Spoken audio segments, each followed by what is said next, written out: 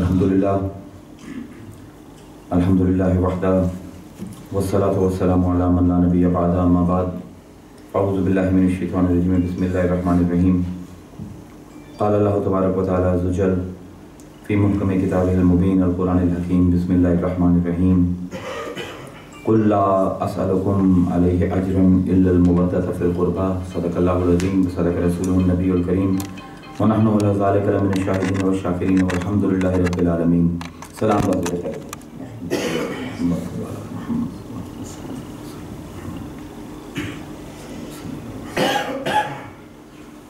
हमारे the vice reagent of अल्लाह के सिलसिले में चौथी नशस्त है और अभी तक जो हमने कवर किया है, because I wanted it to be कि 8-10 लेक्चर्स की ये सीरीज़ हो जाए और वाइस रीजेंसी के जो फंक्शंस हैं, और अगर कोई शौक़ रखता है खलीफतुल अर्ज़ बनने का अल्लाह का, तो उसके प्रैक्टिकल स्टेप्स क्या हैं। तो एक मतलब इसकी एक तरफ से थ्योरेटिकल बेसिस, एकेडमिक बेसिस भी हमें मिल जाएं और कुछ प्रैक्टिकल नो हाउ भी हो जाए कि ये वाइस रीजेंसी का रास्ता क्या है। तो अभी तक जो हमने कवर किया है पिछली 3 नशस्तों में, वो पहले तो हमने खिलाफत का कॉन्सेप्ट कवर किया है और उसमें हमने ये देखा है कि फंक्शंस क्या हैं खलीफतुल अर्ज़ होने के। उसमें पहले हमने नबूवत को टैकल किया था और फिर वलायत को, और फिर तीसरे लेक्चर में हमने शायर अल्लाह पर बात की थी। अब आज जो है हम इसको तीनों को कंबाइन करते हैं और एक समरी थोड़ी सी पहले 5 मिनट में ले लेते हैं कि what we have covered so फार। तो बात ये हुई थी कि इंसानी तहजीब जो है वो 2 पोल्स के ऊपर उस्तवार होती है। 2 बुनियादी शर्तें हैं किसी भी इंसानी तहजीब के डेवलप होने के लिए, एक वजूद और एक शऊर। और इस्लामी तहजीब में वजूद की बुनियाद नूर थी और शऊर की बुनियाद ज़हूर थी, the manifestation of God and the light of God.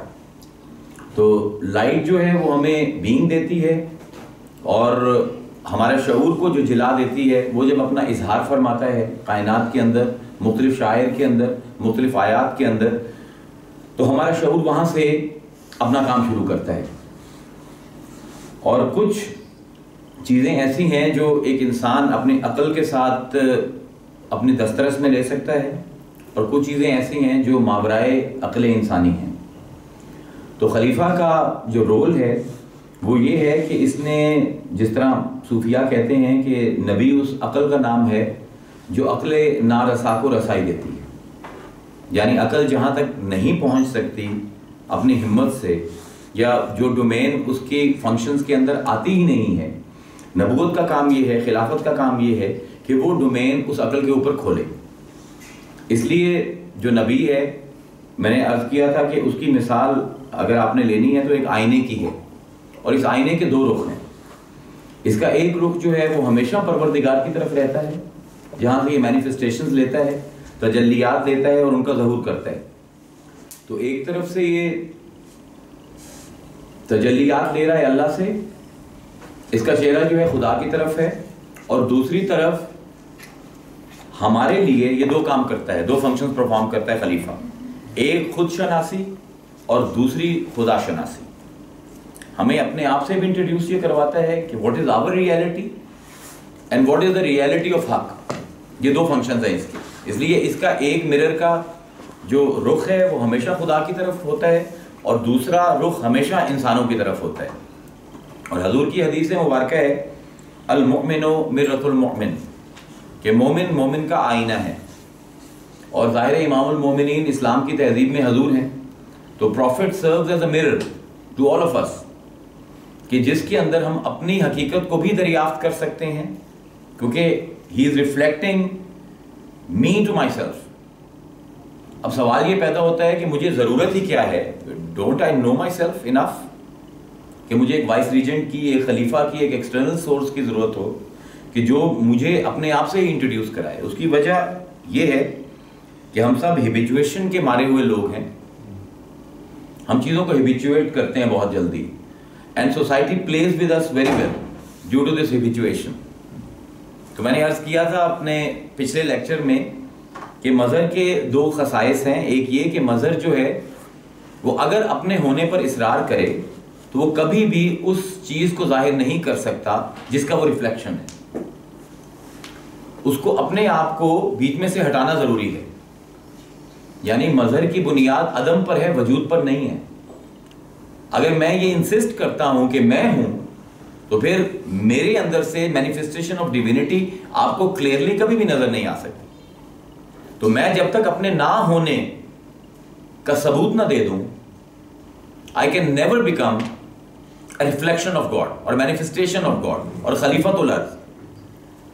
اور ہمارا پرابلم یہ ہے کہ ہمارے تہذیبی ورثے میں، ہمارے عقلی ورثے میں یہ جو آنکھ ہے میری، اس پر حق کا انکشاف پہلے ہوا ہے اور خلق کا انکشاف بعد میں ہوا ہے. یوم الست کو سب سے پہلے جب میری آنکھ کھلی ہے تو اس نے اپنے رب کا اس نے جلوہ دیکھا ہے، اور اس کے بعد خلق اس کی آبزرویشن میں آئی ہے. لیکن ہوتا کیا ہے کہ سوسائٹی کی گیئرنگ ایسی ہے، ہماری زندگی ایسی ہے کہ ہمیں اتنی بائسز دے دی جاتی ہیں، اتنے پیٹرنز دے دیے جاتے ہیں کہ میرے لیے حق کے اندر اور اپنی بائس کے اندر فرق کرنا مشکل ہو جاتا ہے. مطلب جس آنکھ سے میں دیکھ رہا ہوں، جو چیزوں کو میں ایویلیویشن دے رہا ہوں، جو ٹیگ کر رہا ہوں چیزوں کو، کیا وہ واقعی ان کی وہ قیمت ہے، یا کیونکہ معاشرے نے مجھے ان چیزوں کی وہ قیمت بتا دی ہے تو میں ان چیزوں کو وہ ویلیو دے رہا ہوں جو exactly I have been told. مطلب میری ایویلیویشن کی ساری سرٹیفیکیشن جو ہے وہ بھی معاشرہ مجھے دے رہا ہے، اور میری آنکھ کو شعور بھی معاشرہ دے رہا ہے کہ تو نے کس چیز کو کس نظر سے دیکھنا ہے. تو وائس ریجنٹ کا ایک جو بیسک فنکشن ہے، 5 بیسک فنکشنز ہیں وائس ریجنٹ کے قرآن میں. ایک آیت میں اللہ نے 4 بیان کیے اور دوسری میں 1، مطلب آپ کہہ سکتے ہیں کہ جو بیسز ہیں وائس ریجنسی کی، یہ 5 فنکشنز ہیں جو ایک خلیفہ نے اس دنیا میں آ کر ایکچولائز کرنے ہیں. یتلو علیہم آیاتہ ہی، آیات کی تلاوت کرنا، یعنی ہر چیز کو نظر یہ دینی ہے کہ ہر چیز اللہ کی آیت ہے.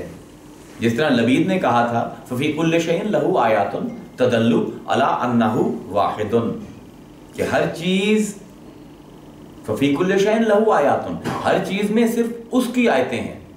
تدل، اور ہر چیز دلیل قائم کرتی ہے اپنے نہ ہونے سے، انہ واحد، کہ وہ ہے میں نہیں ہوں. اب یہ شعور پیدا کرنا ہے پروفٹ نے، خلیفہ نے. یتلو علیہم آیاتہ ہی، ہماری آیتوں کی تلاوت کرتا ہے، لوگوں کو بتاتا ہے کہ چیزوں کی اصل ریالٹی کیا ہے، کہ تمام چیزیں مظاہر ہیں اس ایک حق کی. وَيُزَكِّيهِمْ and he purifies them.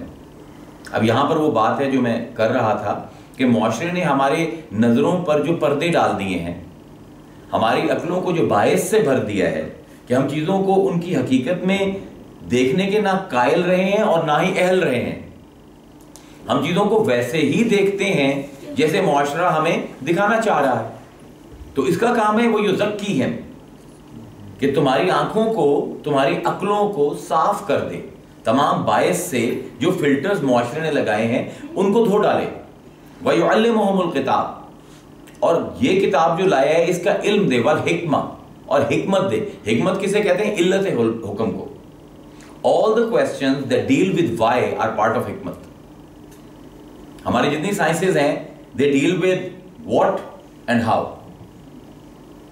Science بھی why کے ساتھ ڈیل نہیں کرتی because why کا اوریجن جو ہے that is supernatural. تو جو چوتھا فنکشن ہے وائس ریجنٹ کا، خلیفہ کا، وہ ہے یہ کہ لوگوں کے وہ سوالوں کے جواب دے، اس کیوں کی طرف لوگوں کو لے جائے کہ جو معاشرہ نہیں چاہتا کہ ہم کیوں کے سوال کریں. معاشرہ اس پر خوش ہے کہ میں واٹ اور ہاؤ کے سوال کروں، اور تاکہ جو مجھے باعث دی رہی ہے وہ سٹیٹس کو جو ہے معاشرے کا وہ قائم رہے. تو اس خلیفہ کا کام یہ ہے کہ he will introduce me to the questions of why and answer them for me. اور پھر اس کا سوشل فنکشن کیا ہے؟ وَيَدَعُ عَنْهُمْ إِسْرَاهُمْ وَأَغْلَالَ الَّتِي كَانَتْ عَلَيْهِمْ. بہت بڑی آیت ہے سورہ اعراف. وَيَدَعُ عَنْهُمْ إِسْرَاهُمْ وَأَغْلَالَ الَّتِي كَانَتْ عَلَيْهِمْ، کہ جو معاشرے نے غلامی کے طوق ان کے گلے میں ڈال دیے ہیں، جن کے بوجھ سے ان کے سر جھک گئے ہیں، ہمارے نبی کا کام یہ ہے کہ وہ طوق ان کے گلے سے اتار دیتا ہے.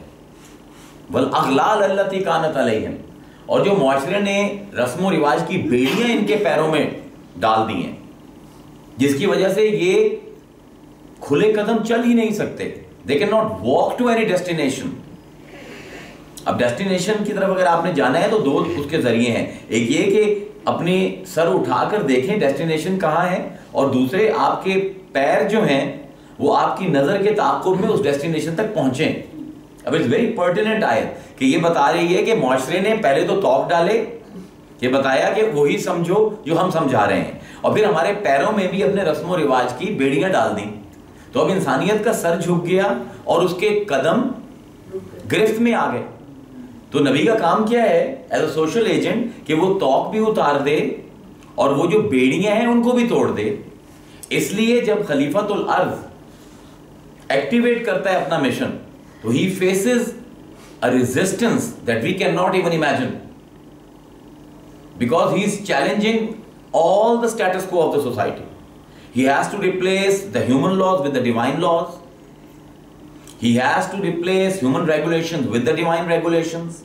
تو ایک طرح کا اتنا بڑا وہ ایجیٹیٹر ہوتا ہے کہ معاشرے کا پورا سٹرکچر جو ہے وہ ہل جاتا ہے، اپ سائڈ ڈاؤن ہو جاتا ہے. تو اس لیے جو خلیفۃ الارض کو جو مشکلات اور جو ریزسٹنس فیس کرنی پڑتی ہے سوسائٹی سے، ہم اس کو امیجن بھی نہیں کر سکتے. کبھی اس پر گند ڈالا جا رہا ہے، کبھی اس کو پتھر مارے جا رہے ہیں، کبھی اس کو گالیاں دی جا رہی ہیں، کبھی اس کو دربدر کیا جا رہا ہے، کبھی اس کو قتل کرنے کی کوشش کی گئی، کبھی اس کو آروں سے چیر دیا گیا، کبھی اس کو صحراؤں میں دھکیل دیا گیا، کبھی اس کے بچوں کو ذبح کیا گیا. So you know he faces all the resistance you can imagine. کیوں؟ کیونکہ society feels very threatened کہ یہ انسانیت کے گلے سے اگر طوق اتار دے گا تو انسانیت کا سر بلند ہو جائے گا، اور اگر پیروں میں سے بیڑیاں توڑ دے گا تو انسانیت خود اپنی نظروں سے دیکھ کر اپنی منزل کا تعین کر کے اس راستے کی طرف جائے گی. انسانیت doesn't need to be told by the society what you have to do. So اس لحاظ سے خلیفہ جو ہے he brings about a massive revolution کہ جس میں لوگوں کو یہ بتایا جاتا ہے کہ تمہارا مقصد زندگی کا درک حقائق ہے. تم نے ظاہر پر نہیں رہنا، بلکہ ظاہر کے پیچھے جو باطن چھپا ہوا ہے، جو حقیقت الحقیقت ہے، جب تک تم وہ نہیں دیکھو گے، اور اس کے دکھانے کے لیے آنکھوں کا تزکیہ بہت ضروری ہے. اب یہاں پر آ کر خلیفہ جتنا سفر کرتا ہے اپنے مشن میں، اتنا ہم میں سے کوئی سفر نہیں کرتا. اور کر کیوں رہا ہے؟ دو اس کے فنکشنز ہیں کہ اس نے خود شناسی کروانی ہے مجھے کہ میں کیا ہوں، اور خدا شناسی کروانی ہے کہ جس نے مجھے بنایا وہ کیا ہے. اب مجھے کیوں ضرورت ہے کسی ایکسٹرنل ایک ایلیمنٹ کی کہ مجھے اپنے آپ سے انٹروڈیوس کرائے. ہمارے قادری جو عرفاء ہیں ان کی بڑی نفیس مثال ہے، اور یہ پبلش نہیں ہے اس لیے میں آپ لوگوں سے شیئر کر رہا ہوں، it's a kind of secret, کہ وہ کہتے ہیں کہ جو قرب محض ہے یہ سب سے بڑا حجاب ہے. اگر چیز آپ کے بہت قریب آ جائے تو آپ کی نظروں سے اوجھل ہو جاتی ہے. اس کی سب سے بڑی مثال خود خدا ہے، نحن اقرب الیہ من حبل الورید، میں تمہاری رگے جان سے بھی تمہارے قریب ہوں. اب اتنا قریب ہے کہ نظر ہی نہیں آتا. اور اس کو اسی مثال کو سمجھانے کے لیے قادری عرفاء کہتے ہیں کہ دیکھو ایک حسین اپنی آنکھوں میں سرما ڈال رہا ہے، اور اس نے سرما لگا لیا اپنی آنکھوں میں. اب اس کی آنکھ سب کچھ دیکھتی ہے، آسمان کو بھی دیکھ رہی ہے، زمین کو بھی دیکھ رہی ہے، وہ سرما اس کو نظر نہیں آتا. Isn't it interesting? Very intricate example کہ جو اس کے اندر ہے وہ اس کو نظر نہیں آ رہا، جو باہر ہے وہ سب کو دیکھ رہی ہے، فتوے بھی لگا رہی ہے آنکھ کہ ہاں یہ گاڑی ہے، یہ درخت ہے، یہ عورت ہے، یہ مرد ہے، یہ پسندیدہ ہے، یہ ناپسندیدہ ہے. لیکن جو اس کی آنکھ کے اندر سرما لگا ہوا ہے اس کو نہیں دیکھ سکتی. اب اس کو کیا چاہیے کہ جو اس کے اندر ہے وہ اس کو دیکھ لے. It requires a mirror.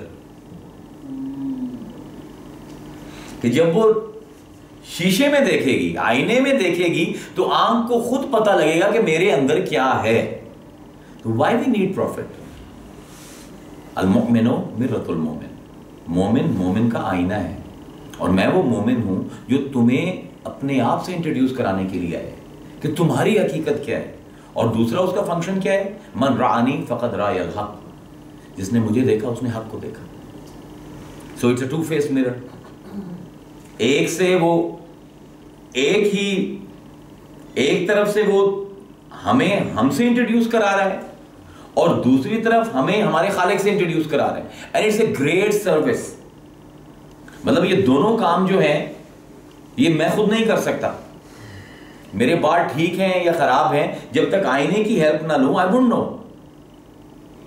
نبی جب تک نبی کا آئینہ میرے سامنے نہ ہو مجھ پر نہ اپنی حقیقت کا انکشاف ہوتا ہے اور نہ ہی خدا کے حق کا انکشاف ہوتا ہے. اب جو اتنی بڑی سروس دے رہا ہے مجھے اس کی کمپنسیشن کیا ہے؟ This is our today's topic. How do I pay him? Do I need to pay him? Of course. حل جزاء الاحسان الا الاحسان. احسان کا بدلہ احسان ہے. اور اگر میں ایک مزدور سے کام کرواتا ہوں جو میرے ایک گھر سے گندگی جو ہے اٹھا کر لے جاتا ہے, if I don't pay that person, it's not on. I'm not being honest. اب یہ وہ ہستی ہے جس نے اللہ کا خلیفہ ہونے کا فنکشن جو پرفارم کرنے ہیں, مجھے بھی ٹھیک کرنا ہے, میرے معاشرے کو بھی ٹھیک کرنا ہے, مجھے انسانوں کے استبداد سے اور ظلم و جبر سے بھی بچانا ہے, ان کے قوانین سے بھی بچانا ہے, اور اللہ کے ساتھ بھی میرا الحاق کروانا ہے. بہت بڑی سروس ہے. So how do we pay him? تو اللہ تعالیٰ نے قرآن کی اس آیت میں سورہ شورا کی بیان یہ کیا ہے کہ what is the remuneration of the vice regent. جب تک میں اس کو پے نہیں کروں گا میں اس کا حق ادا نہیں کروں گا.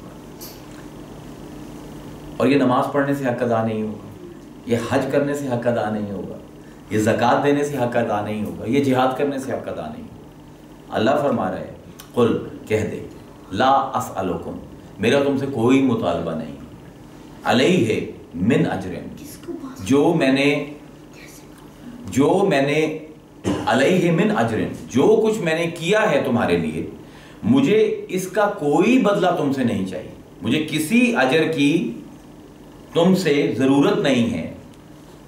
الا المودۃ فی القربى, ما سوائے اس کے کہ تم مودت کرو قربا میں. اب this is one of the most debated آیت of قرآن. وہ اس کے پولیٹیکل ڈائمنشن ہیں, اس کے اسپرچول ڈائمنشنز ہیں. جتنا اس آیت کے بارے میں لکھا گیا ہے قرآن کی شاید ہی کوئی آیت ہو جس کے اوپر اتنی ڈیبیٹ ہوئی. تو ہم ساری ڈیبیٹ کو تو نہیں سم اپ کر سکتے ایک لیکچر میں. I will try to give you an overview کہ کہا کیا جا رہا ہے, کیونکہ سب سے پہلا جو مورل کویسچن آتا ہے اس آیت پر وہ یہ آتا ہے کہ جب ہم مورل تھیوری پڑھتے ہیں ایرسٹوٹل کی, تو اس میں ایک بیسک کویسچن یہ اٹھایا جاتا ہے کہ کیا عمل وہ بلند ہے جو معاوضے کے لیے کیا جائے, یا وہ عمل زیادہ بلند ہے جو بے غرض ہو کر کیا جائے. تو اس کا سمپل آنسر ہے ایوری باڈی ول سے کہ جو عمل کیا جائے اور کوئی معاوضہ نہ چاہا جائے وہ عمل بلند ہے. It's very simple. کہ یعنی رات کو میں سویا ہوا ہوں اور کسی نے دستک دی ہے میرے دروازے پر اور میں باہر گیا, ایک فقیر کھڑا ہے اور اس کی بری حالت ہے اور وہ بھوکا مر رہا ہے اور مجھے کہتا ہے کہ مجھے 100 روپے دے دیں, میں نے کھانا کھانا ہے. I don't know the guy. Probably I will never see him again because if you pay somebody in Pakistan you don't see them again. اور nobody is going to know کہ میں نے یہ عمل کیا ہے. تو میں نے بالکل بے غرض ہو کر, بے لوس ہو کے 100 روپے اس کو دیے. اور دوسری طرف یہ ہے کہ گورنمنٹ نے کوئی ڈرائیو کی ہے کہ ہم نے ہوم لیس کے لیے گھر بنانے ہیں اور اس کے لیے ہمیں فنڈنگ چاہیے, تو میں وہاں جاتا ہوں اسٹیج پر, سیلفی بھی لیتا ہوں, کیمرے سے میری تصویر بھی لی جا رہی ہے اور اخبار میں نام بھی آئے گا کہ فلاں صاحب نے اتنے پیسے دیے. اب کون سا عمل بڑا ہے؟ یہاں پر اگر میں نے 10 لاکھ دیے اور وہاں پر 100 روپے دیے تو ہر کوئی یہ کہے گا 100 روپے والا عمل بڑا ہے. بیکاز یہاں پر کوئی معاوضہ نہیں تھا, یہاں پر تمہیں عفظ کچھ نہیں مل رہا تھا. یہاں پر جب تم نے جا کے تصویریں کھنچوائی ہیں, اسٹیج پر تم نے 10 لاکھ کا چیک پریزنٹ کیا ہے, تو تمہیں کم از کم معاوضہ ملا ہے, تمہارا نام ہوا ہے, people have come to know. تو پہلا مورل کویسچن اس آیت پر یہ بنتا ہے کہ نبی کیوں مانگے گا اجر اس عمل پر؟ کیونکہ تمام انبیاء, 3 صورتیں آپ لے لیں, زیادہ قرآن کو نہیں کھولتے, سورہ ہود, سورہ شعراء اور سورہ قصص، 3 صورتیں لے لیں، ان میں اللہ تعالیٰ نے 7 انبیاء کے منہ سے ایک ہی جملہ نکلوایا ہے، اور سارے یہ انبیاء وائس ریجنٹس ہیں، سارے خلیفہ ہیں، اور یہی فنکشن پرفارم کر رہے ہیں۔ اور کیا اللہ تعالیٰ کہہ رہا ہے کہ کیا کہتے ہیں وہ سارے؟ لا اسألکم علیہ من اجر، ہمیں تم سے کوئی اجر نہیں چاہتے، ان اجریہ الا علی رب العالمین، ہمارا اجر تو جو جہانوں کو پال رہا ہے رب، اس کے پاس ہے۔ We don't want any compensation. We don't need anything from you. لا اسألکم علیہ من اجر، ہمیں کچھ بھی اجر نہیں چاہیے تم سے۔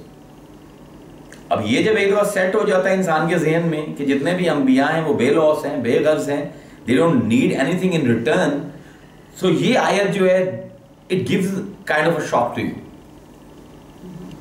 قل لا اسألکم علیہ اجرا، مجھے تم سے، اب یہاں پر بحث یہ ہے کہ علیہ جو ہے اور اجر، اس پر کسی مفسر نے بحث نہیں کی، ان 2 لفظوں پر کسی نے بحث نہیں کی۔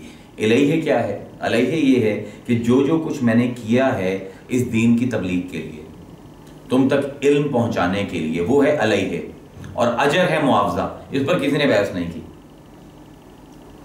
بحث ہوئی ہے قربہ پہ، الا المودۃ فی القربہ، کہ یہ قربہ کون ہے؟ اب تمام انبیاء کہہ رہے ہیں ہمیں کوئی اجر نہیں چاہیے، حضور کہہ رہے ہیں قل لا اسألکم علیہ اجرا الا المودۃ فی القربہ۔ اب ایک فرق ہے، دیکھیں اب رموز اوقاف، the knowledge of pauses in قرآن، ایک پورا علم ہے، 2 سے 3 سال لگتے ہیں یہ علم حاصل کرنے کے لیے، کہ کہاں پر سانس لیا جا رہا ہے اور کہاں پر سانس چھوڑا جا رہا ہے۔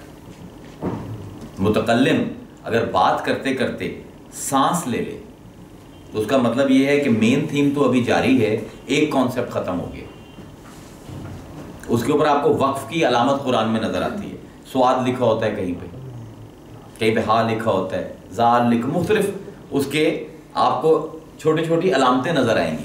اب these are all pauses of the breath،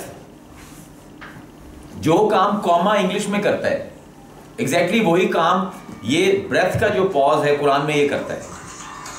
اب یہاں پر تمام انبیاء نے جب یہ بات کی ہے لا ما اسألکم علیہ من اجر، ہم تم سے کوئی اجر نہیں مانگتے، تو یہاں پر آپ کو پاز کا نشان نظر آئے گا، سواد۔ یہاں پر ہر نبی نے پاز لیے اور اس کے بعد کہا ہے ان اجریہ، ہمارا جو اجر ہے الا علی رب العالمین، وہ صرف اللہ کے ہاتھ ہے۔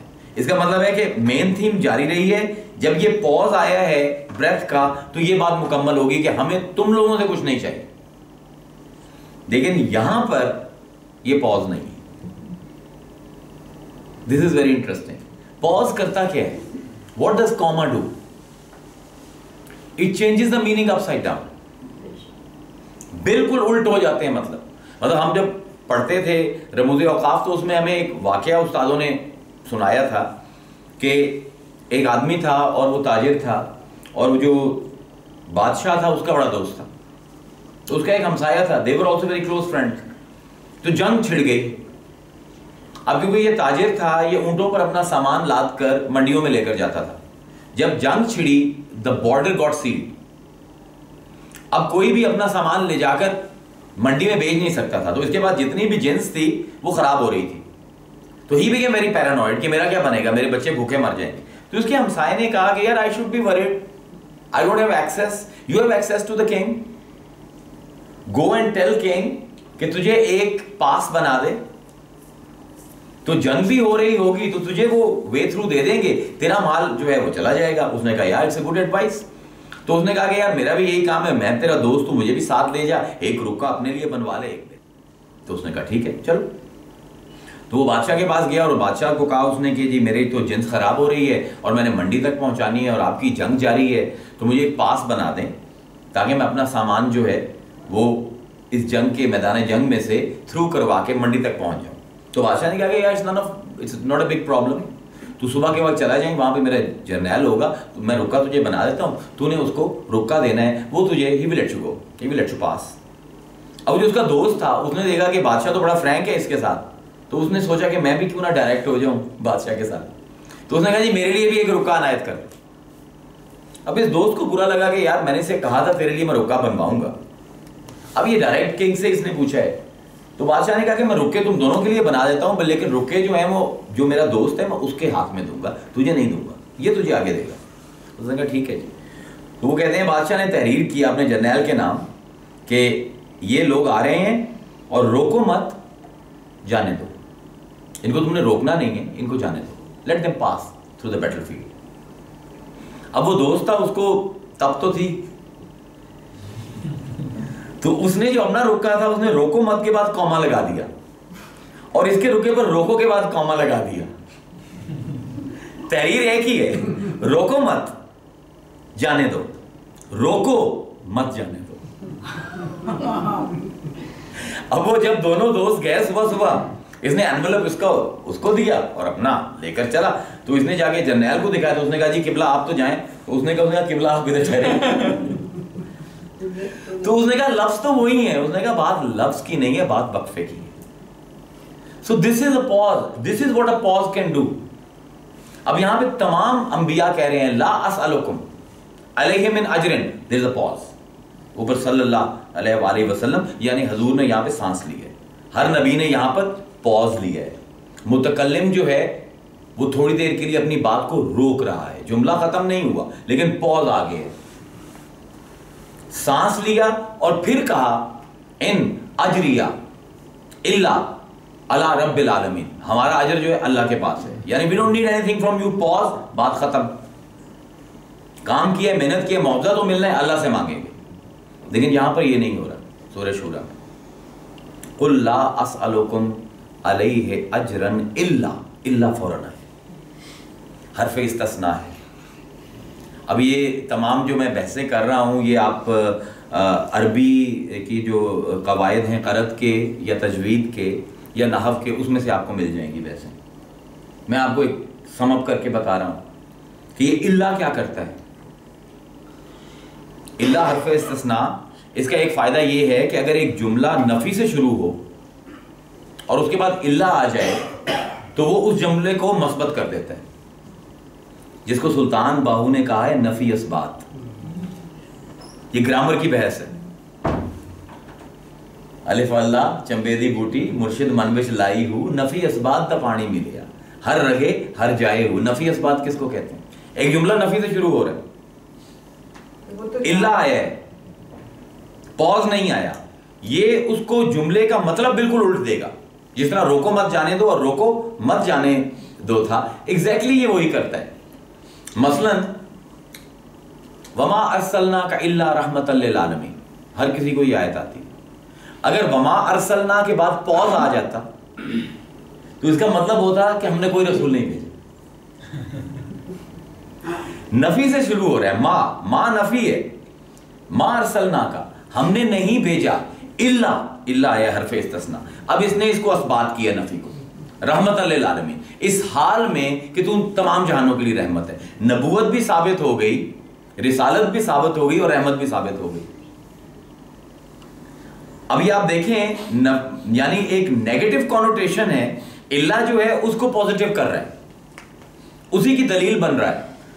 اور یہ آپ کو قرآن میں جگہ جگہ ملے گا, وما ارسلناک الا کافۃ للناس, کوئی پاز نہیں ہے. وما ارسلناک ہم نے تمہیں نہیں بھیجا, الا کافۃ للناس مگر اس حال میں کہ تو تمام انسانوں کے لیے لیڈر ہے. اب یہ نفی کا جملہ تھا, مثبت ہو گیا. آپ کلمہ پڑھتے ہیں لا الہ الا اللہ, لا الہ کے بعد اگر پاز آ جائے تو مطلب وہ کوئی خدا ہے ہی نہیں. لیکن پاز نہیں ہے, جملہ کنٹینیو کیا جا رہا ہے. لوگ کہتے ہیں کہ اللہ نے کتاب کیوں نہیں نازل کر دی, بشر کی کیا ضرورت تھی. تو یہاں پر آپ کو سمجھ آئے گا کہ سانس لینے والا بشر اور مردہ لفظ جب تک اکٹھے نہ ہو معنی نہیں کھلتے. It's not that easy. It's very complex. جو قرآن کو لوگ آسان سمجھتے ہیں, میں ان سے کہتا ہوں کہ رموز اوقاف پڑھ لو, طبیعت صاف ہو جائے گی. کہ لفظ نہیں ہے، صرف پوزز ہیں، اور پوزز نیگیٹو سینٹینسز کو پوزیٹو کر رہے ہیں، پوزیٹو کو نیگیٹو کر رہے ہیں. مطلب it is such an intricate science. اب یہاں پر یہی حضور فرما رہے ہیں قل لا اسألکم علیہ اجرا، کو پوز نہیں ہے. You have to keep that in mind, there is no pause. میں تم سے کوئی اجر نہیں مانگتا الا المودۃ فی القربى. اب عادت ہمیں کیا پڑی ہوئی ہے قرآن پڑھ پڑھ کے کہ نبیوں کو تو کچھ چاہیے ہی نہیں، وہ تو بے لوس ہوتے ہیں، وہ تو بے غرض ہوتے ہیں، دے ڈونٹ ورک فار اجر. اب ہمارے اسلام میں پرابلم یہ ہے کہ ہم نے اس آیت کا بھی مطلب کہیں سے کہیں کر دیا مفسروں نے. اس کی وجہ یہ ہے کہ we are a very apologetic nation. مطلب جو صوفیاء کے اسکالرز مانے جاتے ہیں ان کا بھی ایک ہی کام ہے کہ 24 گھنٹے انہوں نے تصوف کو ڈیفینس کرنا ہے، ڈیفینڈ کرنا ہے. They are always in a defensive mode. اور جو اسکالرشپ ہے وہ بھی ہمیشہ حضور کا دفاع کر رہی ہوتی ہے. He doesn't need your defending. He doesn't need it. I mean, just hold your horses. کوئی ضرورت نہیں ہے اتنا ایجیٹیٹ ہونے کی. بہت اتنا بڑا وہ بندہ ہے کہ تمہارے ڈیفینس کی ضرورت نہیں ہے. اب یہاں پر ہمارے جو جتنے جدید مفسرین ہیں ان میں سے میجورٹی نے اس آیت کے اوپر بحث کی اور بڑی لمبی بحث کی. انہوں نے 4 مطلب اس کے نکالے ہیں اور 4 مطلب انتہائی غلط ہیں. There is not even an ounce of truth to them. نہ لنگوسٹکلی وہ مطلب صحیح ہے نہ عقلی طور پر صحیح ہے. اب کیا انہوں نے ایک تفسیر یہ کی کہ قل لا اسألکم علیہ اجرا الا المودۃ. میں اب آپ کو ماڈرن اسکالرشپ اور ہماری جو اینٹیکوٹی کی اسکالرشپ ہے اس کے اندر فرق دکھانے جا رہا ہوں کہ علم کس کو کہتے ہیں اور ہم نے کتنا لوز کیا ہے علم میں. کہ اب وہ ایک صاحب کہتے ہیں بہت بڑا نام ہے، میں نام نہیں لوں گا، ناراض ہو جاتے ہیں لوگ. انہوں نے یہ فرمایا، ماڈرن مفسر ہیں، بہت بڑے مفسر ہیں، انہوں نے کہا یہ جو حضور نے یہ جو اللہ فرما رہا ہے قل لا اسألکم علیہ اجرا الا المودۃ فی القربى، یہاں پہ قربا سے مراد قریشی ہیں کہ تم لحاظ کرو قریشیوں سے میری رشتہ داری ہے. اگر تم مجھے اجرت دینا چاہتے ہو تو میری اجرت یہ ہے کہ تم قریشیوں سے پیار کرو. اچھا نہیں، اس سے پہلے انہوں نے یہ لکھا اپنی ہی تفسیر میں 2 باتیں انہوں نے لکھی ہیں. پہلی بات یہ لکھی ہے کہ یہ قریشیوں کو خطاب کیا جا رہا ہے، کافروں کو، کہ قل لا اسألکم علیہ اجرا الا المودۃ فی القربى، کچھ لحاظ کرو، تم میرے رشتہ دار ہو. اور دوسری جگہ یہ کہا کہ مسلمانوں کو کہا جا رہا ہے کہ تم لحاظ کرو، یہ میرے رشتہ دار ہیں. میں یہ پوچھتا ہوں قریشیوں نے حضور کے مرڈر پلان کیے، حضور کے ساتھ کیا کیا نہیں کیا انہوں نے، تو حضور ان سے کیسے کہہ سکتے ہیں کہ لحاظ کرو تم میرے رشتہ دار. اور یہ مجلس، یہ جو سورہ شورا ہے یہ مکی سورہ ہے. ان کو غلط فہمی یہاں پر یہ ہوئی اس مفسر صاحب کو کہ انہوں نے یہ سمجھا کہ مکی سورہ میں ساری آیتیں ہی مکی ہوں گی.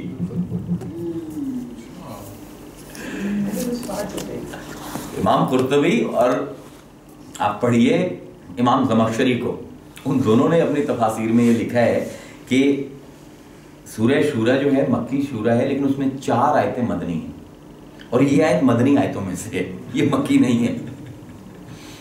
تو جب ان کو یہ احساس ہوا تو انہوں نے پھر دوسری تفسیر کر دی اپنے نئے ایڈیشن میں کہ حضور مسلمانوں کو کہہ رہے ہیں کہ قریشی میرے رشتہ دار ہیں، ان کا خیال رکھو. They are fighting with Muslims. Even that doesn't make sense. مطلب ایک آپ کے دشمن ہیں، آپ پر چڑھائی کر رہے ہیں، ہر دوسرے سال وہ فوجیں لے کر آ جاتے ہیں اور حضور مسلمانوں کو کہہ رہے ہیں کہ یار تم دیکھنا یہ آ رہے ہیں فوجیں لے کر، ذرا دھیان رکھنا میرے رشتہ دار ہیں. I have no idea کہ what that guy was thinking. اور پھر ایک اور ہمارے ایک مہربان ہیں، جاننے والے ہیں میرے، انہوں نے تفسیر کی تو انہوں نے قربہ سے مراد لی کہ اللہ کا قرب حاصل کرو. قل لا اسألکم علیہ اجرا الا المودۃ فی القربى، کہ اگر تم مجھے کوئی پیمنٹ کرنا چاہتے ہو کہ اللہ کے قریب ہو. ابھی پتہ نہیں کون سی عربی نعت تھی جہاں پہ القربہ جو ہے اس کا مطلب قرب الہی ہے. I have no idea from where he got this, but that tafsir also became very popular. اور پھر چوتھی تفسیر یہ کی, and which is a master stroke, یہ بھی ایک بہت بڑے مفسر نے کہ کل لا اسالکم علیہ اجرا الا المودۃ فی القربى، کہ میں تم سے کوئی اجر نہیں مانگتا، اپنے رشتہ داروں سے پیار کرو. اور دس از لائک ریئلی اسٹرینج.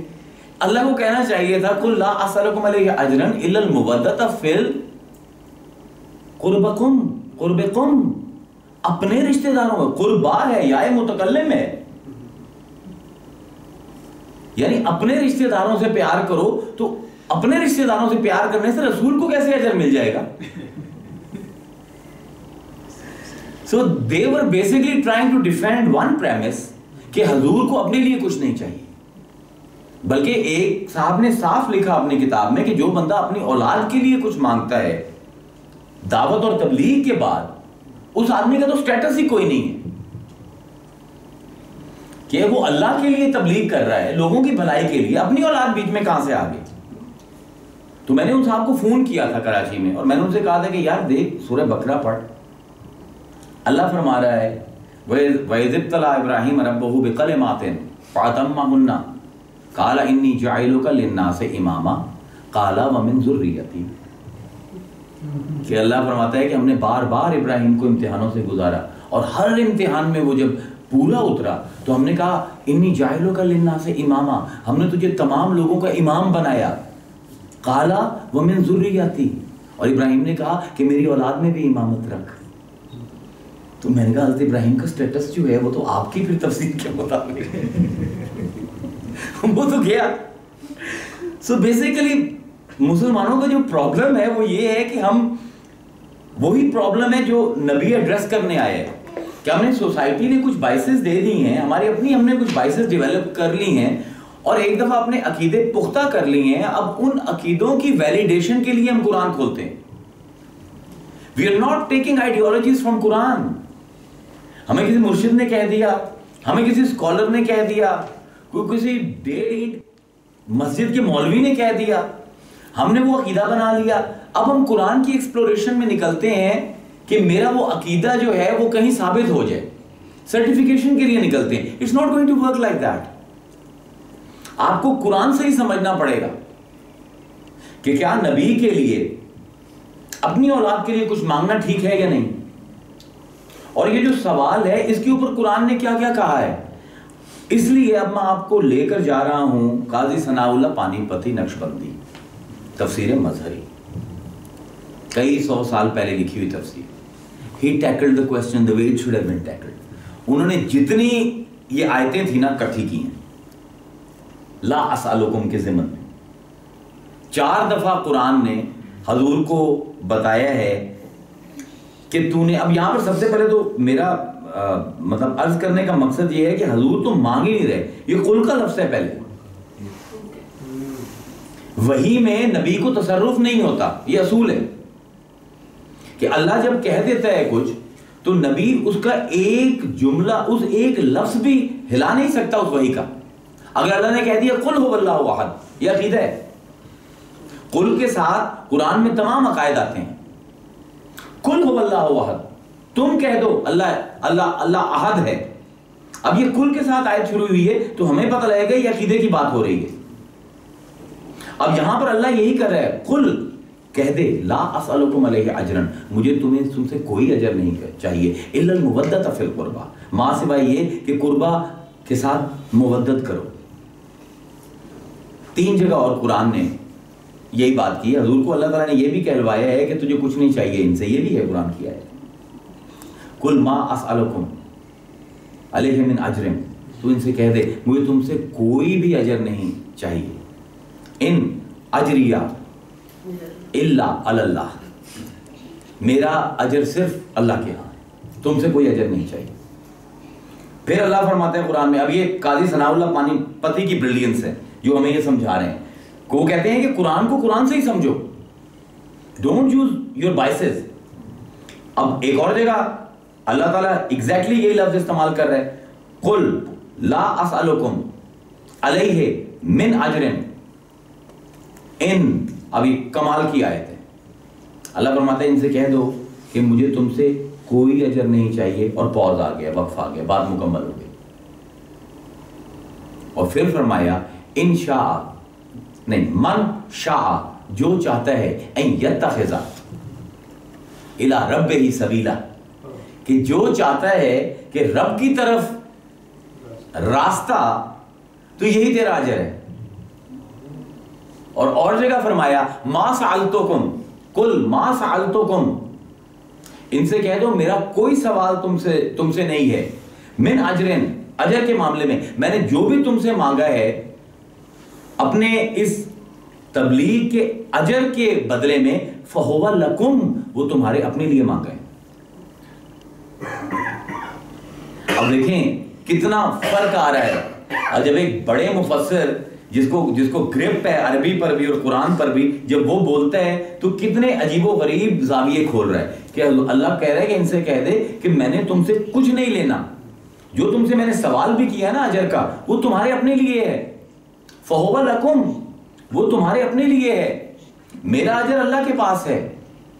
تو اب یہاں پر آتا ہے یہ بحث آتی ہے کہ یہ قربا کون ہے, کیونکہ الہ پر بحث نہیں ہے, اجر پر بحث نہیں ہے, اللہ پر بحث نہیں ہے, ساری بحث قربا پہ ہے. تو اب میں آپ کے سامنے 5 ریفرنس رکھ رہا ہوں, ایک ہی حدیث 5 سورسز سے ہمارے پاس آئی ہے. حاکم مستدرک میں, زمخشری, امام احمد بن حنبل فضائل صحابہ میں, امام محب الدین طبری ریاض النظرہ میں, اور امام نصفی تفسیر نصفی میں. سب سے بڑی تفسیر ہے اہل سنت کی. حضرت عبداللہ ابن عباس سے جو حدیث روایت ہے, حضرت عبداللہ ابن عباس فرماتے ہیں کہ جب یہ آیت آئی قل لا اسألکم علیہ اجرا الا المودۃ فی القربى, تو میں حضور کے پاس گیا اور میں نے عرض کی من قرابتک ہؤلاء الذین وجبت علینا مودتہم, یا رسول اللہ آپ کے وہ کون سے رشتہ دار ہیں جن کی مودت جن کی محبت ہم پر واجب کی گئی, کیونکہ کل کے ساتھ آئی تھی. اور کیونکہ یہ فقیہ ہیں تو حضرت ابن عباس سمجھ رہے ہیں کہ یہاں پر عقیدے کی بات ہو رہی ہے, عمل کی بات نہیں ہو رہی, عقیدے کی آیت ہے. تو کہا کہ یا رسول اللہ وہ کون سے آپ کے رشتہ دار ہیں جن کی مودت جو ہے وہ ہمارے اوپر واجب کی گئی ہے. تو قال رسول اللہ صلی اللہ علیہ وآلہ وسلم علی و فاطمہ و ابناہما, علی, فاطمہ اور ان کے 2 بیٹے, بیٹیاں بھی نہیں. عقیدے میں آپ کی اور میری مرضی چلتی ہی نہیں ہے. It has got nothing to do with you and me. قل میں آپ کی اور میری مرضی نہیں چل سکتی. کہا کہ علی, فاطمہ اور ان کے 2 بیٹے. اور جو حدیث حضرت جابر بن عبداللہ انصاری انہی کتابوں میں ہمارے پاس آئی ہے, وہ حدیث یہ ہے کہ ایک اعرابی حضور کے پاس آیا اور کہا کہ میں کلمہ پڑھنا چاہتا ہوں. تو آپ نے اس کو کلمہ پڑھایا. جب کلمہ شہادت پڑھا لیا تو اس نے کہا کہ آپ اس پر کوئی اجر مانگتے ہیں کہ جب آپ نے مجھے مسلمان کیا ہے, یہ بڑا مجھ پر آپ نے احسان کیا ہے, تو should I pay you. اس پر آپ نے فرمایا لا اسألکم علیہ اجرا الا المودۃ فی القربى, میں تم سے کوئی سوال نہیں کرتا, صرف یہ کہ قربا سے محبت کرو. تو اس نے پوچھا کہ قرابتی اور قرابتک, آپ کے رشتہ دار اپنے رشتہ داروں سے محبت کروں یا آپ کے رشتہ داروں سے محبت کروں. تو حضور مسکرایا اور فرمایا قرابتی, اپنے رشتہ داروں سے محبت کر کے تو مجھے کیسے اجر دے گا, میرے رشتہ داروں سے محبت کرنی ہے. So it's really ridiculous. جب آپ 500-600 سال پرانی تفسیریں کھولتے ہیں تو آج کل کے جدید مفسر بڑے عجیب لگتے ہیں.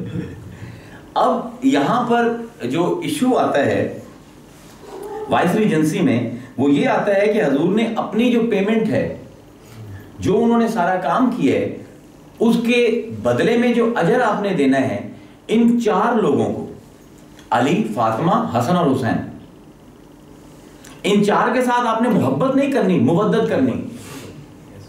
اب مودت میں اور محبت میں کیا فرق ہے؟ زمین آسمان کا فرق ہے. مودت مصدر سے نکلتا ہے ودہ, واو دال, دال کے اوپر شدہ ہے, واو دال دال, ودہ. ودہ کس کو کہتے ہیں؟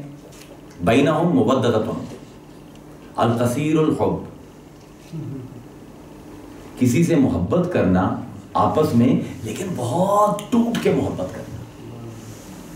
اسی ود سے لفظ نکلتا ہے وطن, جو قرآن نے استعمال کیے, کہ اللہ تعالیٰ پہاڑوں کے بارے میں کہتا ہے کہ یہ جو پہاڑ ہیں اوتاد, یہ اوتاد ہیں. وطد کی جمع ہے اوتاد. ودا سے دو لفظ نکلتے ہیں, وطد اور ود. وطد یا ود اس والجبال اوتادن اللہ کہہ رہے ہیں. اب وطد جو ہے اس میخ کو, یا ود اس میخ کو کہتے ہیں جس سے آپ خیمہ ٹھوک کر جس سے خیمے کو باندھتے ہو. جب تک وہ قائم رہے خیمہ قائم رہتا ہے, اگر وہ اکھڑ جائے تو خیمہ گر جاتا ہے. تو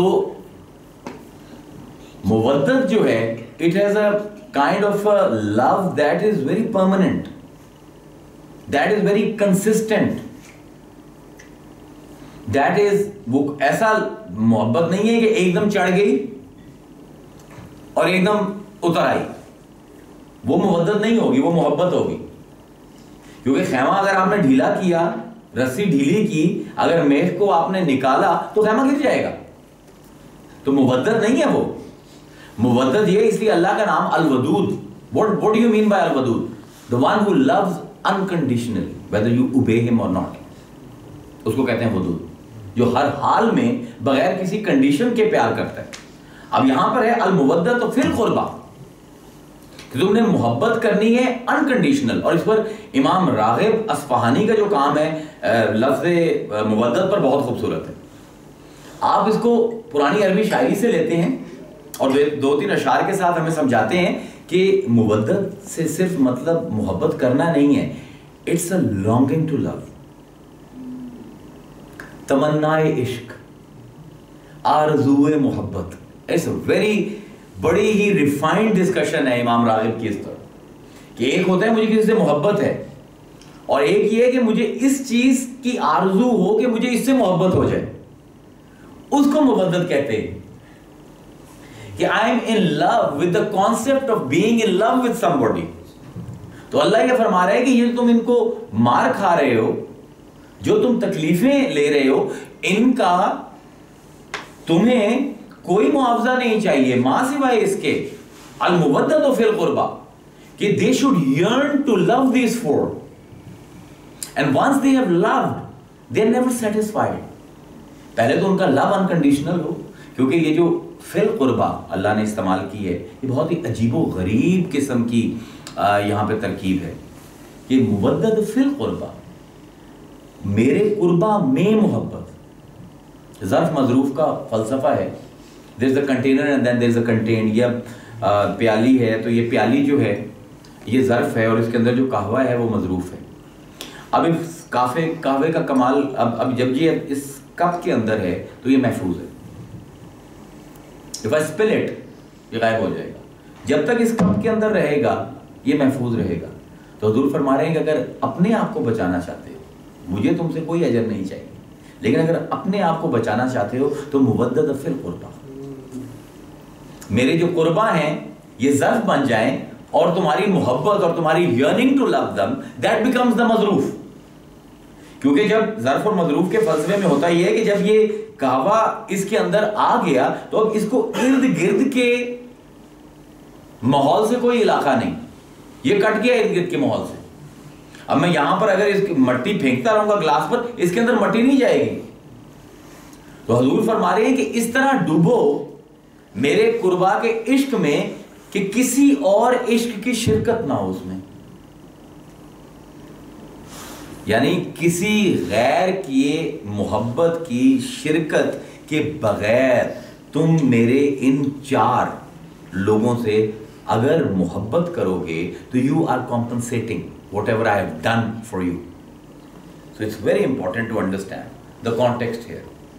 اب یہاں پر جو وائس ریجنسی کے کانسیپٹ کے حساب سے جو بہت بڑا رولا بنتا ہے وہ یہ بنتا ہے کہ یہ مودت جو ہے یہ ہم نے صرف ان چار سے کرنی ہے یا ان چار کی اولاد سے بھی کرنی ہے. It's a big political discussion. It's a big political decision اور ڈسکشن ہے, اور جس کے اوپر اسلام کے اندر بہت زیادہ سپلٹ ہے کہ جو یہ چار تھے ہر ایک ان کو مانتا ہے, ہر ایک فرقہ, کہ یہ واقعی سادات تھے اور ان کی سیادت اور ان کے فضائل جو ہیں وہ ہمارے لیے قابل قبول ہے. لیکن آگے ان کی اولاد ان کو بھی افضل مانتا, کیا وہ فضیلت ان کے لیے بھی ویلڈ ہے کہ نہیں؟ بہت بڑی بحث ہے. بہت بڑی بحث ہے، اور پتہ نہیں کیا کیا آسمان و زمین کے کلابے لوگوں نے ملا دی کہ سادات جو ہیں ان کی عزت صرف اسی حد تک کرنی چاہیے تھی جب تک یہ لوگ تھے، یہ لوگ فوت ہو گئے، اب ضرورت نہیں ہے۔ میں اگر آج کسی سید کی عزت میرے اوپر واجب ہے یا نہیں، یہ سوال امپورٹنٹ کیوں ہے؟ کیونکہ یہ آیت عقیدے کی ہے۔ یہ سارے مسلمان سمجھتے ہیں کہ عقیدے میں حضور کے قربا کی محبت میرے پر واجب کی گئی ہے، تو اب سوال یہ پیدا ہوتا ہے کہ ان چاروں تک محبت کر لی جائے تو کافی ہے، یا ان کے بعد ان کی اولاد کی محبت بھی میرے پر واجب ہے؟ So this is a big question which has political ramifications, which has spiritual ramifications, which have social impact. تو اب یہ کیسے پتہ لگے کہ اگر کسی کی ماں باپ میں کوئی فضیلت ہے تو وہ آگے بغیر اولاد کے عمل کے منتقل ہوگی کہ نہیں؟ اب کوئی ترازو چاہیے.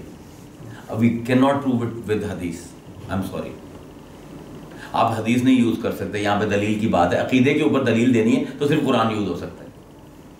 تو میں آپ کے سامنے 4 قرآن کی آیتیں لکھ رکھتا ہوں، ترازو آپ کے ہاتھ میں دے رہا ہوں. I mean, this is not the book that I have written or my predecessors have written.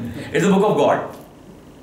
اور ہمیں اپولوجیٹک ہونے کی قطعاً کوئی ضرورت نہیں ہے اس کتاب کے بارے میں. نہ ہمیں پروفٹ کو ڈیفینڈ کرنے کی ضرورت ہے، نہ پروفٹ کی فیملی کو ڈیفینڈ کرنے کی ضرورت ہے، اور نہ ہی قرآن کو ڈیفینڈ کرنے کی ضرورت ہے.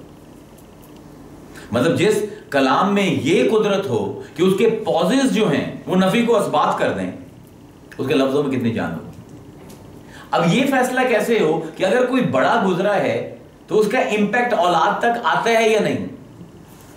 تو آپ سب اس کی دلیل بن کے میرے سامنے بیٹھے ہیں اور قرآن کی آیتیں میرے سامنے کھلتی جا رہی ہیں. وَلَقَدْ كَرَّمْنَا بَنِي آدَمَ وَحَمَلْنَاهُمْ فِي الْبَرِّ وَالْبَحْرِ وَرَزَقْنَاهُمْ مِنَ الطَّيِّبَاتِ وَفَضَّلْنَاهُمْ عَلَىٰ كَثِيرٍ مِّمَّنْ خَلَقْنَا تَفْضِيلًا. وَلَقَدْ كَرَّمْنَا بَنِي آدَمَ. 4 آیتیں پڑھ رہا ہوں، فیصلہ آپ کے ضمیر پر چھوڑ رہا ہوں. وَلَقَدْ كَرَّمْنَا بَنِي آدَمَ. ہم نے آدم کے بچوں کو قابل عزت بنایا. آدم کی بات نہیں ہو رہی، بنی آدم کی بات ہو رہی. ہم نے ان کو توقیر دی، ہم نے ان کو تعظیم دی، ہم نے ان کو عزت دی. وَحَمَلْنَاهُمْ فِي الْبَرِّ وَالْبَحْرِ. جب انہوں نے سفر کیا خشکی میں یا سمندر میں، وہ سمجھتے تھے ہم نے گاڑی پر چڑھے، وہ سمجھتے رہے کہ ہم کشتی پر چڑھے، ہم نے ان کو اٹھایا ہوا تھا. وَرَزَقْنَاهُمْ مِنَ الطَّيِّبَاتِ. اور ہم نے بہت پاک چیزوں سے ان کو رزق دیا، کھانے کے لیے بہت پاک چیزیں ان کے لیے بنائیں. وَفَضَّلْنَاهُمْ عَلَىٰ كَثِيرٍ مِّمَّنْ خَلَقْنَا تَفْضِيلًا. اور بہت سی مخلوقات جن کو ہم نے عزت دے کر پیدا کیا تھا، ان کو ان میں سے کثرت، عزت والی مخلوقات کی کثرت میں سے ان کو ہم نے افضل کیا. کیوں؟ وَلَقَدْ كَرَّمْنَا بَنِي آدَم. آدم کے بچے ہیں. آج آپ اپنے آپ کو اشرف المخلوقات کہتے ہو کہ نہیں؟ آپ نے کون سا کام کیا ہے کہ you deserve to be called اشرف المخلوقات؟ کوئی کام نہیں ہے، ہمارا کوئی عمل نہیں ہے. ہمارا وجہ کیا ہے اشرف المخلوقات ہونے کی؟ آدم کی اولاد ہے. یہاں پر ایک فقہ کا بہت بڑا مسئلہ چھیڑتا ہوں میں آپ کے سامنے. ناراض تو ہوں گے لوگ کہ کرامت بنی آدم کیا ہے. ایک صرف آدم کا بیٹا ہونا، آدم کی بیٹی ہونا کتنا قابل عزت ہے. فقہاء نے ایک بحث چھیڑی ہے کہ اگر ایک پیالہ ہے جس میں پانی ہے، اس میں سے کوئی ہندو، سکھ، عیسائی، کوئی مشرک، کوئی ایگنوسٹک، کوئی ایتھیسٹ پانی پی لے، تو جو باقی پانی بچے گا اس کے بارے میں کیا شرعی حکم ہے؟ فقہاء نے بحث چھیڑی ہے.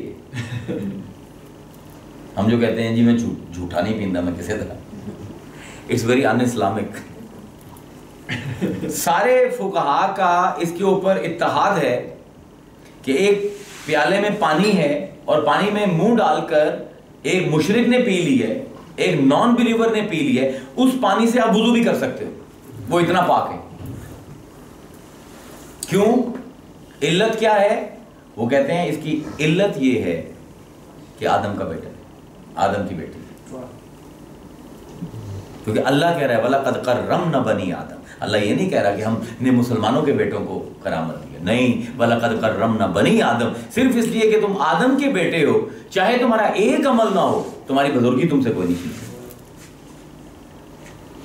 اور اللہ تعالیٰ اب سنتے جائیے، اللہ فرماتا ہے یا بنی اسرائیل اذکروا نعمتی انعمت علیکم. وَعَنِّي فَضَّلْتُكُمْ عَلَى الْعَالَمِينَ. اے اسرائیل کے بیٹو، اسرائیل حضرت یعقوب کا لقب ہے. And he was from a near by place in Italy.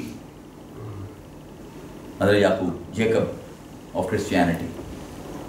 یا بنی اسرائیل، اے یعقوب کے بیٹو، اذکرو، یاد کرو، نعمت التی انعمت علیکم، جو نعمت ہم نے تم پر کی. وفضلناکم وانی فضلتکم علی العالمین، اور میں نے تمہیں تمام جہانوں پر فضیلت دی. یہ خطاب کن سے ہو رہا ہے؟ حضور کے زمانے میں جو یہودی ہیں ان سے، مدینہ میں. حضرت یعقوب کو گئے ہوئے کتنا عرصہ ہو گیا ہے؟ 3500 سال. تو اللہ کہہ رہا ہے کہ میں نے یعقوب کے بیٹوں پر یہ فضیلت کی تھی کہ تمام جہانوں سے ان کو افضل کر دیا تھا. اب ان کو شرم دلائی جا رہی ہے کہ شرم کرو، تمہیں ہم نے سب سے افضل کیا تھا اور تم ہمارے ہی انکار کر رہے ہو، ہمارے ہی دین کا. تو شرم کس کو دلائی جاتی ہے؟ جس پر احسان کیا ہو. تو اس کا مطلب ہے اس وقت بھی یہود جو ہیں اسلام کے آنے سے پہلے تمام عالموں پر فضیلت رکھتے تھے. تو وہ یعقوب سے چلی تھی 3500 سال پہلے فضیلت، مدینے کے یہودیوں تک ختم نہیں ہوئی، نہیں ختم ہوئی. کیا کمال تھا ان کا؟ صرف یہ کہ یعقوب کے بیٹے تھے. اب یہاں پر بہت بڑی مطلب بحثوں پر بحثیں ہیں اور قرآن کی آیتوں پر آیتیں آتی ہیں. لوگ یہ کہیں گے کیونکہ خود سید ہے تو اس لیے یہ باتیں کر رہے ہیں. نہیں، یہ عقیدے کی اگر بحث نہ ہوتی تو میں کبھی بھی نہ کرتا. And forget what who I am. میں آپ کے سامنے صرف قرآن رکھ رہا ہوں کہ آدم کے بیٹوں کی فضیلت قائم ہے آج تک اشرف المخلوقات ہے. حضور کے زمانے تک یعقوب کی اولاد کی فضیلت بھی قائم رہی کہ نہ رہی؟ اب قرآن کی آیت سنیے کہ اللہ اکبر. اور میں سوچ رہا ہوں کون سی چھوڑوں اور کون سی پڑھوں، کیونکہ اکثر اس موضوع پر لوگ بہت ناراض ہو جاتے ہیں. I have had an experience کہ لوگ کہتے ہیں یار یہ سیلف پروموشن ہو رہی ہے. نو اٹس عقیدہ، یہ قرآن ہے. مطلب میں اپنے سے کوئی بات نہیں کر رہا. اب اللہ تعالیٰ فرماتا ہے، اب عمل کی بات کرتے ہیں ہم سارے. تو اللہ تعالیٰ فرماتا ہے والذین آمنوا وتبعتہم ذریتہم بإیمان، کہ وہ لوگ جو ایمان لائے اور ان کی اولادوں نے ایمان میں ان کی اتباع کی، عمل میں نہیں، ایمان میں. عقیدہ ان کا وہی رہا جو ان کے ماں باپ کا تھا. جو ایمان لائے تھے مومنوں کی اولاد، جن کا عقیدہ وہی رہا جو ان کے ماں باپ کا تھا. عمل کی بات اللہ نے نہیں کی. والذین آمنوا واتبعتہم ذریتہم بإیمان الحقنا بہم ذریتہم، ہم ان کے بچوں کو وہی مقام عطا کر دیں گے جو ان کے ماں باپ کو دیا تھا.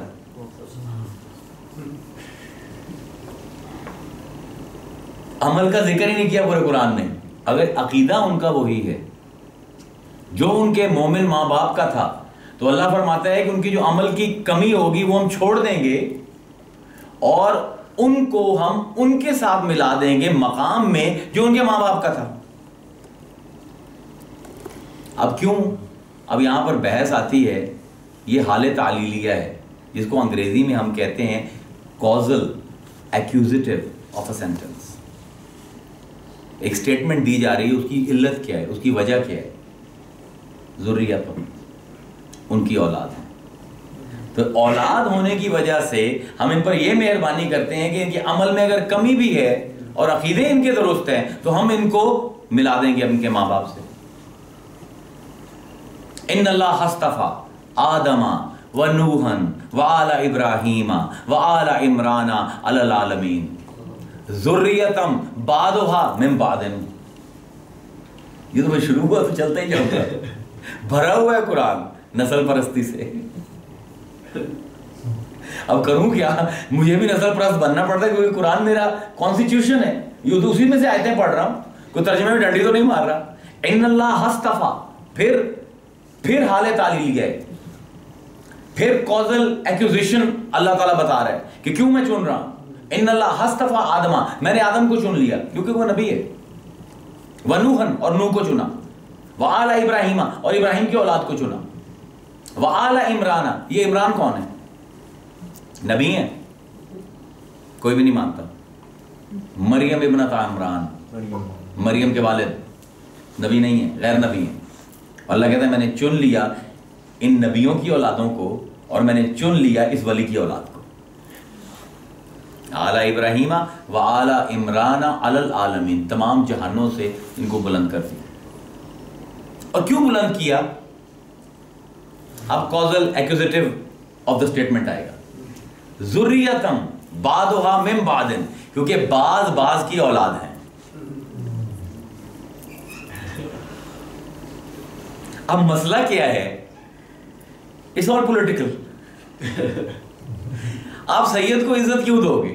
اچھا مجھ سے ایک دفعہ میں اسلام آباد میں تھا اور جب میں گورنمنٹ کے ساتھ کام کرتا تھا تو میرے دوست سارے یہ سیاسی ٹائپ لوگ تھے. تو ایک ہمارے دوست ہوتے تھے راجہ صاحب پنڈی کے، اور ان کے ساتھ ایک اور تھے جو کہ سرگودا سے تھے اور راجپوت تھے.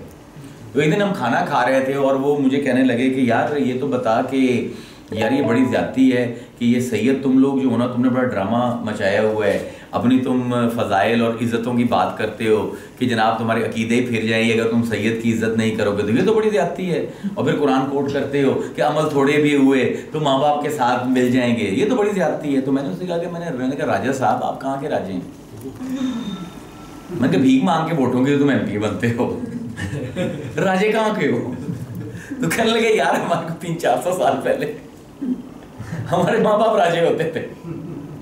اور دوسرے میں نے کہا کہ تو کون سے راج کا پوت ہے بھائی جو اپنے نام کے ساتھ راجپوت لگایا ہوا ہے اور پگڑی باندھے رکھتا ہے؟